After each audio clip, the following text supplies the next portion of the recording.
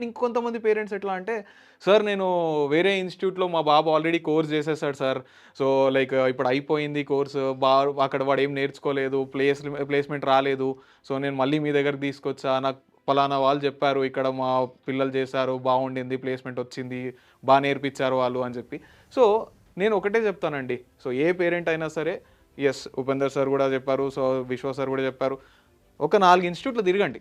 నేను ఇనోమాటిక్స్‌కి ఒక్కటే రండి, లేకపోతే ఇంకొక ఇన్‌స్టిట్యూట్‌కి వెళ్ళండి, అదే డిసైడ్ అవ్వండి అని నేను అనను. మార్కెట్‌లో ఒక 4, 5 ఇన్‌స్టిట్యూట్స్ వెళ్ళండి. ప్రతి ఇన్‌స్టిట్యూట్‌లో మీరు ఒకటే క్వెషన్ అడగండి. First curriculum. ఇనోమాటిక్స్ కరికులంని ప్రింట్ తీసుకొని వెళ్ళండి డైరెక్ట్‌గా.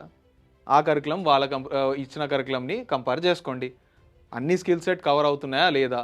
సెకండ్ థింగ్ వాళ్ళ లింక్డ్ఇన్ ప్రొఫైల్‌లో ఎంతమంది స్టూడెంట్స్ ఏం అసైన్‌మెంట్స్, ఏం ప్రాజెక్ట్స్ పోస్ట్ చేస్తున్నారు. సో, ఇందాక సార్ చెప్పినట్టు ఇంటర్న్‌షిప్ గురించి 500-600 మెంబర్స్ ఉంటారు.